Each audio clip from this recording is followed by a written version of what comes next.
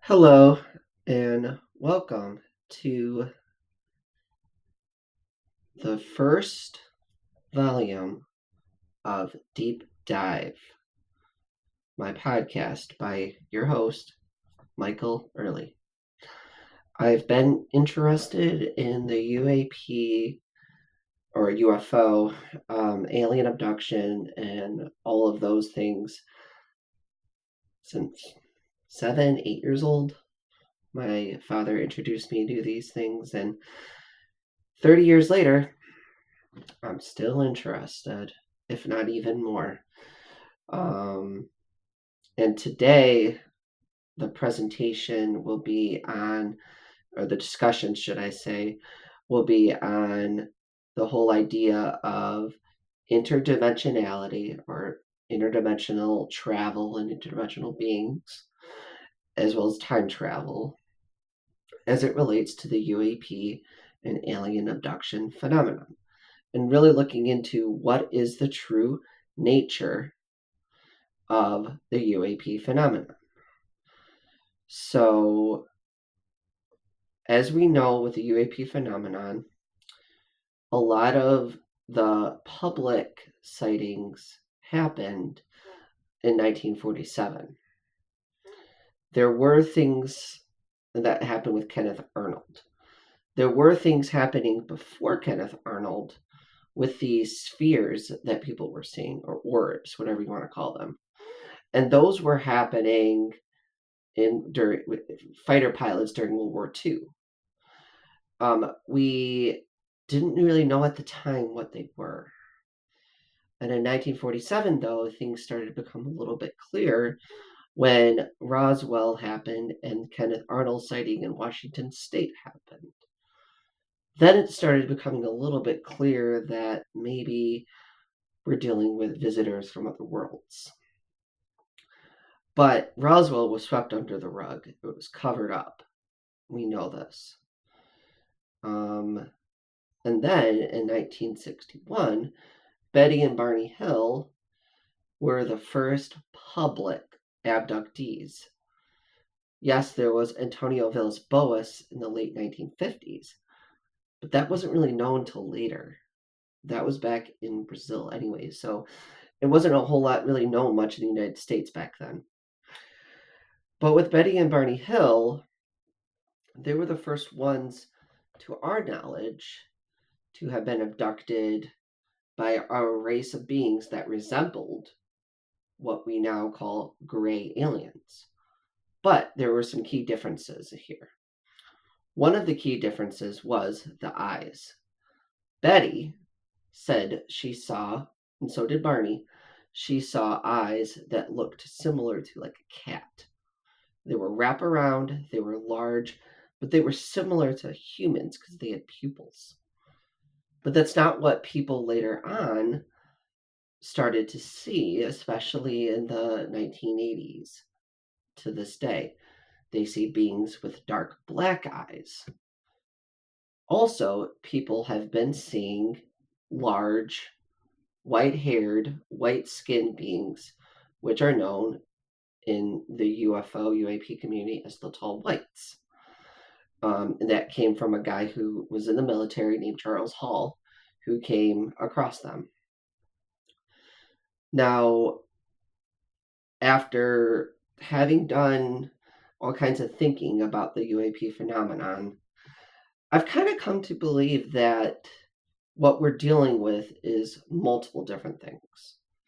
One, where time travel is concerned, one of the cases that really comes to mind with me is Bentwaters, and that happened in 1980, in December, in Rendlesham Forest. John Burroughs and Jim Penniston both came across an object, a triangular shaped craft. It wasn't too big, and it landed. And Jim Penniston said he touched it. And that's when the whole binary code, he touched some symbols that were on it. That's when the binary code came into his mind. And years later, he had the binary code deciphered. And it said that they want to basically, to quote it, they said they wanted to protect humanity, to advance humanity. And the binary code also mentioned the year, origin year 81,000. So, what Jim Penniston thought after doing hypnosis and just looking into what this might be, what this might mean, that we're dealing with time travelers. But my question is, are we actually dealing with time travelers? Or are we dealing with things that can go into different dimensions? When you go through different dimensions, when we talk about like the fourth dimension, that's commonly thought of as time. The three-dimension reality that we live in now is known as space. So when you transcend space and time or bend it, then are you essentially time travelers? We don't really know for sure. But time travel does seem to be a really key part to this phenomenon. And not just with Jim Penniston. Abductees all over the world have said when they are abducted, they experience missing time. So, what is missing time? Well, is there a way on board these ships that time is being altered? And I think it is. I know it is because, you know, it's like a witness to a crime scene. When you have many people experiencing the same thing, you got to wonder, are they telling the truth? And 9 times out of 10, they are telling the truth. So there must be something to this missing time. And for those who don't really understand missing time, it's when an abductee thinks they were only gone for a short period of time, but then it winds up being hours. Or in like Travis Walton's case, it was days later. But it's possible that he was just in the forest for days after having been abducted for maybe a few hours. It's hard to know in that case. I don't even think Travis Walton remembers everything. But here we are going to go a little bit more in depth into this, into time, into different dimensions, and to the UAP phenomenon. So, this is where we're going to get deep.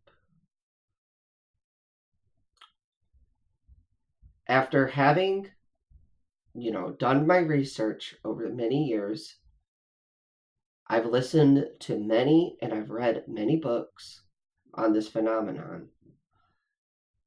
I've come to believe that we are dealing with something that is beyond our reality, that is dealing with something that is not entirely physical. Case in point, oftentimes people see orbs, including Lou Elizondo in his Imminent book that was just released recently. I believe it was the end of August. And he said him and his wife and his children, or when they were children, saw orbs, green orbs, come into their home. Not sure exactly when this had happened. Maybe it was in the 2000s. But he says it did happen. And to me, he's a pretty credible source. He worked for ATIP, which was the military's organization that looked at UAPs, especially as it pertained to the military. We definitely see that he experienced something that was unusual. And when he described recently in a Linda Moulton Howe interview that they seem to go through walls, that these orbs actually have the abilities to go through walls. So my question is, what are these orbs? And after thinking about it, I wonder, all the orbs the same thing as the tall whites? Are the tall whites somehow able, and maybe even the gray alien extraterrestrials, UAP, or NHIs, that's what they're calling them, are they able to turn into orbs or utilize orbs to go through physical matter? Many abductees have stated they came through the walls. So my question is, if they're coming through walls, how are they doing it? Well, they must be able to change their state of matter into something that is not physical, that is of a higher dimension. I don't know exactly if this is something to do with the fourth dimension, if this is something into a higher dimensional plane of existence. But it's definitely not our reality. That somehow they're able to tap into a reality that is beyond our own. Which then goes into, if they're able to do this, are they somehow linked to the idea of a simulation? As we know with simulation theory, that some scientists are starting to believe that it could be real. So my question is, do the tall whites and the grays have a link to the simulation? If our universe, is a simulation or holographic, could it be that they're able to actually control it? And if they're able to control it, then maybe that is why they're able to go through walls. Why they're able to either have orbs that are interdimensional or turn into orbs that are interdimensional. And as we know with humans, when we die, our soul goes on. So in reality, are we just containers for souls? And then this goes into other territories. Are the grays actually avatars? Similar to Avatar, the movie, where Jake Sully, that's what they called him, becomes a Navi. And he's able to live in their world. But he wasn't able to live in their world as a human. He couldn't breathe their air. It was toxic to him. You also talk about ideas such as Data from the Star Trek The Next Generation.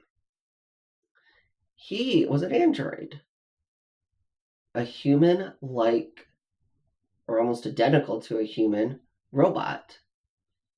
And he wanted emotions, and he wanted to be a human. And then you also go back to the 1930s and The Wizard of Oz, which, by the way, was one of my favorite movies growing up as a kid. And as I got a little older, I did start watching Star Trek The Next Generation. So I thought about these two things, and I'm like, well, what if the Greys are trying to do this? And the Tall Whites, what if they're trying to do this? Same idea. We know that the Greys from abductions, countless abductions, I don't know, in the hundreds or thousands or millions, I don't really know, are creating hybrids. So the question is, why? Are they creating hybrids to be more like humans? Okay, so how can they create a hybrid if they're an alien? Dr. Michael Masters will say, well, these are humans from the future. But after thinking about it, I don't know if that really makes sense. I don't think these are humans from the future. I think that the Greys are related somehow to us, but they're more like a splinter group from humans or a hybrid group. And they're trying to shed and get rid of whatever other group they were hybridized from and cloned. And that eventually they're going to be indistinguishable from humans, but upgraded and able to live on this planet, to breathe our atmosphere, to have a soul, a consciousness. And that's the thing. Our soul is our consciousness. And our consciousness is our soul. And so that's what the thing I really want people to understand is that those two things are one and the same. They're not the same thing as our brain. They say the soul is in our pineal gland, which came from Descartes. So that's kind of where we get a little bit of philosophy going in there, but we've known this. Yes, we don't know 100% true, but we have seen the pineal gland being activated in situations such as near-death experiences or when people are using ayahuasca, DMT. So there must be something going on here. Are the Greys avatars for the tall whites? And the other hypothesis I have, or theory, whatever you want to call it, is that we're dealing with another faction of Greys. We are dealing with the tall whites who've had their own Greys that they've cloned. And then you have another group of Greys who have somehow decided that they want to be more like us. And that, to me, explains this whole idea of hybrids or hybrids. And here's where time travel comes along. These ships can time travel. If you can travel through space, you can travel through time. If you're traveling through different dimensions, then of course you're going to be probably traveling through hyperspace, different universes. Sort of that place in between our dimension or our universe and other universes. So my question is, do these NHI, if you want to call them that, including the tall whites, have the ability to go in and out of our universe? Not just dimension, but into different universes. And it's quite possible that there are different universes out there that these extremely advanced beings can go through. So that leads me then into a little bit further down this rabbit hole. And that's when we talk about what link do these aliens, NHI, whatever you want to call them, have to the afterlife? Well, it depends on what your definition is of the afterlife. If I had to sum up my own beliefs, it would say that the afterlife is the same world we go to when we dream. And that is a glimpse into these other universes. So if we go there when we sleep, might not be that also be the same place we go to when we die and in near-death experiences. And if that's the case, then what I'm really getting at is, do these beings, these tall whites, have the ability to create worlds? And if they've created worlds, like in the whole idea of a simulation, could they have created for us when they, at one point, this is the theory, when they created humans and our soul, could they be the ones who created our afterlife? Okay. So this is why, it's often described when people talk about the tall whites that they're spiritual. Well, in my theory, these tall whites were the angels depicted in the Bible. And they were the Anunnaki that were depicted in the Sumerian text.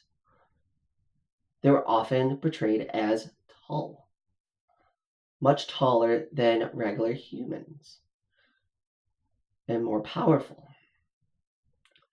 And angels aren't necessarily portrayed as tall, but they are more powerful, more spiritual. Okay? So when we talk about spiritual, what we're talking about is closer to the soul, the spirit. And so might there be beings who were created, biological androids, if you will, the Greys, be the ones that are trying to be like us because they don't have a soul? Because if you are a created being like them that didn't have a soul, then aren't you going to want that? So I think that there is definitely more to this phenomenon. Are they us from the future? I doubt it. But are they linked with humans? Yes. And the one other idea before this podcast is over is the whole idea that, are they really traveling from other planets? Well, one of the things that, skeptics have said, or just people who are ignorant in general about the phenomenon will say is, well, I don't believe in aliens. And the one thing that I always then challenge them on is, well, if you don't believe in aliens, then, and this phenomenon is real, then what is it? And that's when I bring up, well, are we dealing with something that is beyond simply creatures coming from another planet? Do I believe there's life on other planets? Probably. Do I think that they're the ones coming here? Probably not. Do I think that these UAP have the ability to go to other planets? Probably. But I believe they have or I know from, all kinds of stuff that I've read and even has been confirmed with like USOs and craft coming from mountains, that these beings, both the tall whites and the grays, may actually have bases on this planet and possibly have had bases for millions of years. Millions. Maybe even predating the dinosaurs.